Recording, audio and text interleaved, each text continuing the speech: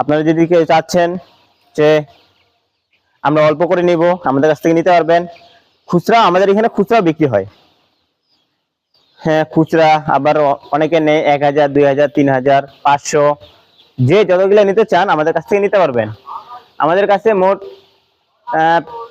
প্রায় অনেক বাচ্চা আছে, যেটা যেটা দিয়ে একটা খামার করা সম্ভব।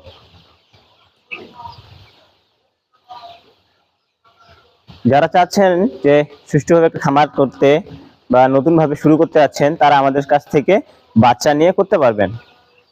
আমাদের ঠিকানা রংপুর বিভাগের নীলফামারী জেলার ডিমলা উপজেলায়।